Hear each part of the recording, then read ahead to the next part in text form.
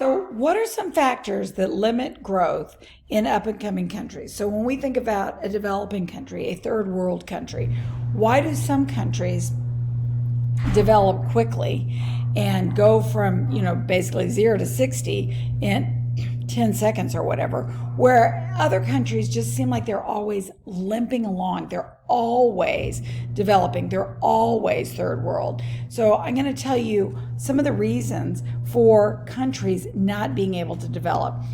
The first one is the failure to enforce the rule of law. So one of the main purposes of government is to protect private property rights and contracts. So this is rule of law. If you do not have your private property rights clearly spelled out and protected, there is no incentive for you to invest in a country. So let me say that again. If you do not have private property rights clearly spelled out and protected, then there's no incentive to invest in any country. So for example, if you wanted to go over and open up a business in Syria, are you going to do that? Well, no, you're not, because there is no rule of law there.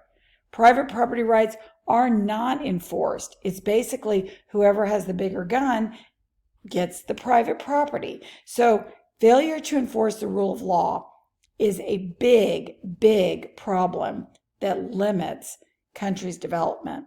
The second is wars and revolution, political stability.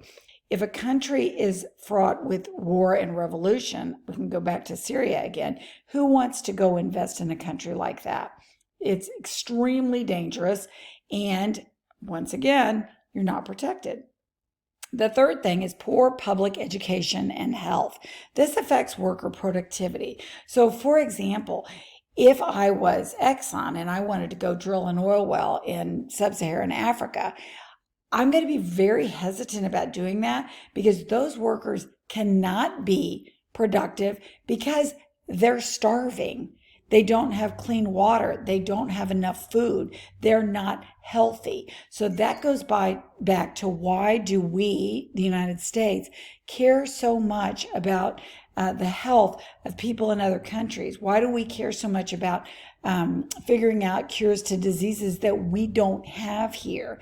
And the reason is twofold. One is because it only takes one plane flight for those diseases to come here, like Ebola.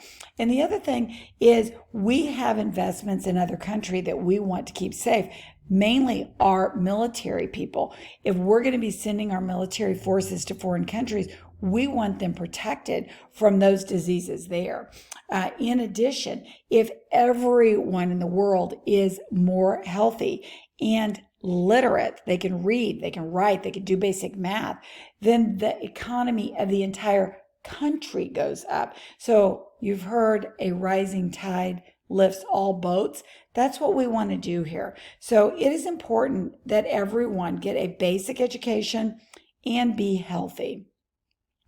And then the fourth thing that limits growth is low rates of savings and investments, no capital growth. So if there's no money to borrow, then businesses cannot borrow the money to invest in their business. So these are four things that limit growth in up-and-coming countries. And what are the benefits of globalization? Like, why do we care so much?